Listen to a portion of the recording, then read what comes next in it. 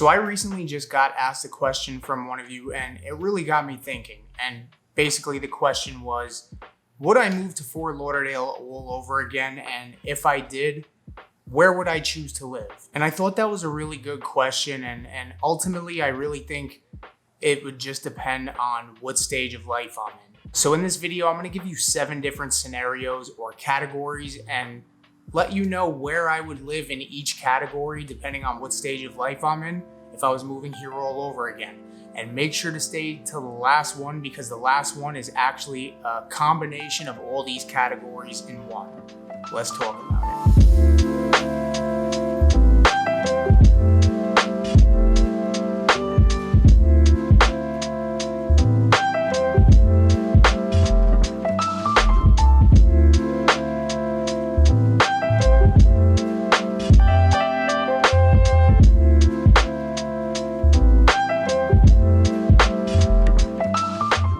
All right, so some of these are my personal opinions. Some of them are going to be based on rankings from niche.com and other forums that I was looking for online and past clients that I've talked to who have relocated here. And so I'm going to give you one town for each scenario. And if you find yourself falling into one of these categories and you want to discuss it a little further, I am a realtor here in Florida. I'd love the opportunity to earn your business. So feel free to reach out to me at any time. We can hop on a Zoom call and get into them a little bit deeper. But with that being said, let's start off with the number 1 category, and that's going to be raising a family. All right, so raising a family was kind of a toss-up between a couple different areas, but ultimately I had to go with Weston. And so I just recently did a video on Weston, and Weston was just recently ranked as the number 1 best small livable city in the entire state of Florida. It's one of the youngest cities in Florida, probably the youngest in the Fort Lauderdale metro area. And honestly, it's gonna be the schools in Weston. That's a big reason why it's such a good area to raise a family, but it's not only the schools. A lot of people that move out here, they want that kind of master plan community feel, something that's like very well designed. And a lot of Fort Lauderdale is really just established. It's been established for 50, 60, 70 plus years. So Weston was incorporated in the 90s, and it's just a very pretty town. It's a strong sense of community. There's, a lot of community events that they hold in the town. Very exclusive. Pretty much everything is gated in Weston. Very rare that you're gonna find something that's not gated unless it's an older townhome or older condo community on the north side of town. But just as far as raising a family, a lot of you that I talk to, when I ask you what's important about an area, you tell me it's schools. This is just a bonus of Weston. I also find that a lot of people who move in this area that are starting a younger family, they don't necessarily want to be in the city. And so Weston is pretty good option because while yes, it is the furthest west suburb from Fort Lauderdale, you have really good highway access there. So you're maybe only about 35 minutes from the city, 45 minutes from the beach. And so accessibility is really good, but you're still far enough away from the city. And like I mentioned, gated communities, which means amenities, which means that there is a sense of community in a lot of these places. If you want to hear a little bit more about Weston, I'm going to link the video above that I just recently did. And so the next category on the list is going to be up and coming. And I've spoken about this one before, and I'm going to have to go with Pompano Beach on this one. So Pompano, which is just north of Fort Lauderdale, it kind of gives you that feeling like you're living in Fort Lauderdale, but you're definitely not paying Fort Lauderdale prices, not yet at least. And so the reason that I've spoken so highly about Pompano before is that a lot of the city is under redevelopment. So the fishing pier just went under a massive redevelopment where they brought a lot of new businesses to the area, restaurants, hotels, bars. They redid the pier, and they also have plans to redo the entire downtown area. And if I'm being honest, they really need it because downtown Pompano is pretty pathetic looking.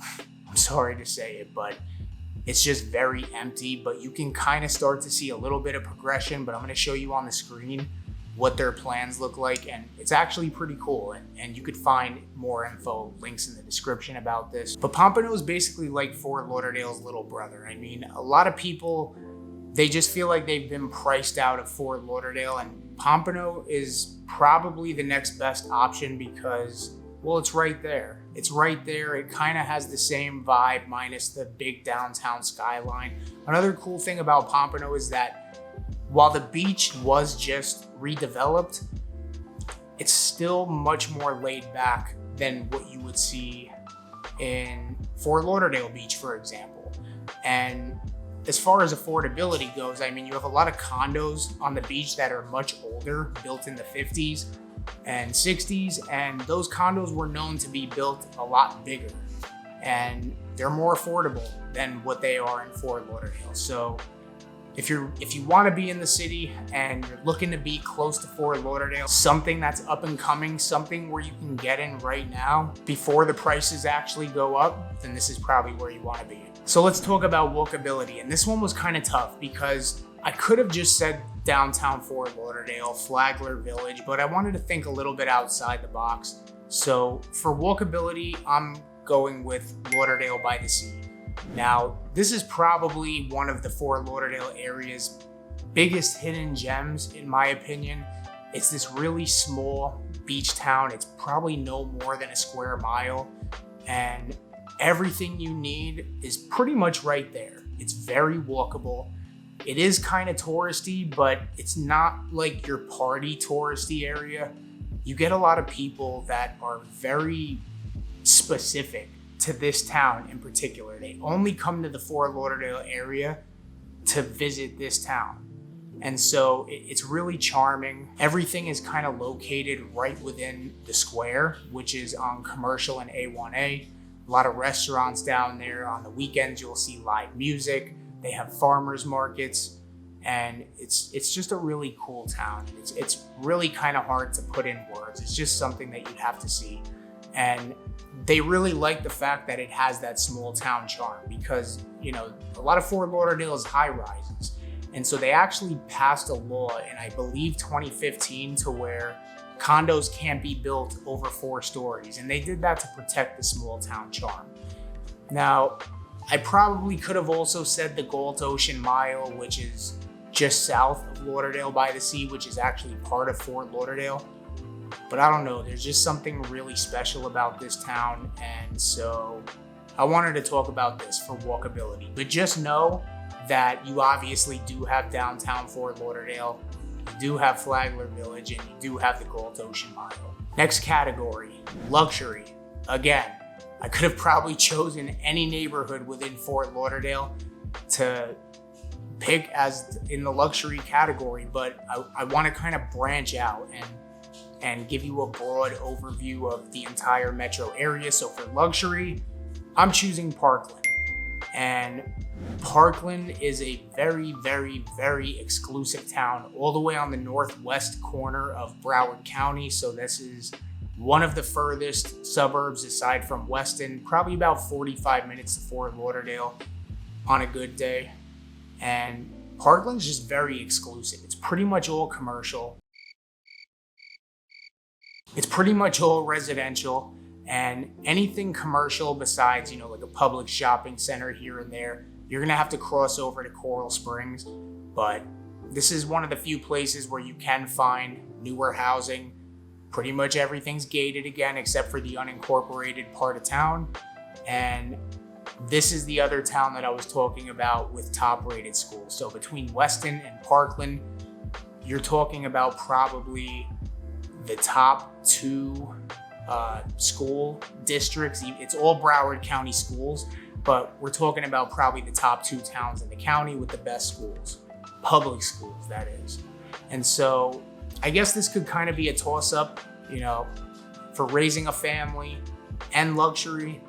Weston is also very luxurious, but Parkland, it's just the exclusivity is really what does it in. Everything feels private. The town just looks like a giant park. I mean, it's all residential, all trees. Now on the flip side from luxury, let's talk about old and charming. And for this one, I did pick a neighborhood, and I picked probably my favorite neighborhood in Fort Lauderdale, and I'm choosing Victoria Park. Now there's other neighborhoods like Cooley Hammock and Rio Vista, but Victoria Park is just, I don't know what it is about that neighborhood, but it's the tree-lined streets. I think it's like the different styles that you see throughout there, and the fact that it was developed in the 30s and some of those houses still stand in their original condition, and it's just really cool to see. But we are starting to see more people tear down houses and renovate, and it's still a very good looking neighborhood. But the real perk about Victoria Park is that it has that old Florida charm, but you're located just northeast of downtown Fort Lauderdale. So it really gives you like a suburban feel, but you're only a 5-minute drive away from the city, and you wouldn't know. You would not know when you're in the neighborhood. Another cool thing about Victoria Park, which I failed to mention in the video that I did about it, which I'm gonna link above, is Holiday Park, which is one of the top parks in all of Fort Lauderdale. It's about 90 acres. And I mean, they just have so much stuff there, and pretty much everything you could think of, from pickleball courts to multiple football fields, baseball, basketball, tennis, swimming. They have it all, a dog park. But as far as charming goes, I would definitely have to say Victoria Park. All right, so let's say you don't want to be anywhere near the city. Let's say you're looking for something a little more off the beaten path. So that's our next category, off the beaten path. And for this one, we're going to talk about probably one of my favorite suburbs of Fort Lauderdale, and that's going to be Southwest Ranches. And the thing that really makes Southwest Ranches special, again, it does have good schools, top-rated schools, but it's the fact that you can get property out here, multiple acres, which you cannot find in Fort Lauderdale anywhere. If you look at the houses, even in the suburbs, even in places like Coral Springs and Plantation, you're gonna see that the homes are on fairly small lots. And that's just something about Florida that you have to deal with. But Southwest Ranches, it is southwest of Fort Lauderdale, and you see a lot of equestrian properties out there and all different types of homes. You do see some of the older style homes, and then you also see some new modern construction out there. And now, if you want to kind of encompass all these categories into one, I'm gonna have to go with probably Davey, Florida. And I have done a whole video on Davey, but Davey, in my opinion, is probably one of the coolest suburbs in Fort Lauderdale. May not be, my dream area to live in. As I've mentioned, outside of Fort Lauderdale, I'd love to live in Southwest Ranches for some land, or in Fort Lauderdale, I really like Victoria Park. But Davey has a combination of everything. Good schools. They have the South Florida Education Center, which is just like a massive campus of all different colleges and high schools and charter schools, technical schools. And they have a lot of condos in that area, so it's very walkable over there. They also have all different styles of houses, from HOA communities that are gated and non-gated to non-HOA communities to even mobile homes. And probably the coolest thing about Davey is that if you go in there, it kind of gives you like this country western feel. And you'll notice that looking at a lot of the buildings, that it's like saloon style, or I don't know what to call it, like Wild Wild West.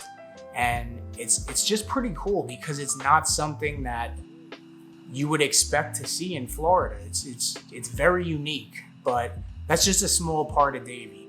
Davey is very diverse. So like I mentioned, you got the South Florida Education Center, you have homes on acres, you have non-HOA homes, you have mobile parks, you have condos, you have this little wild, wild west part of town, and you're right off of 595, which pretty much puts you at a straight shot to downtown Fort Lauderdale, maybe 15, 20 minutes, depending on traffic. So proximity is really good. And so I know I went through those pretty quickly, but if you fit one of those categories or even a couple of them and you want to discuss it a little bit further, my number and email are on the screen. Screenshot it for later, or feel free to reach out to me now. We can set up a Zoom call and talk about exactly what's perfect for you. So as always, I appreciate you watching. Enjoy the rest of your weekend, and we'll catch you on the next one.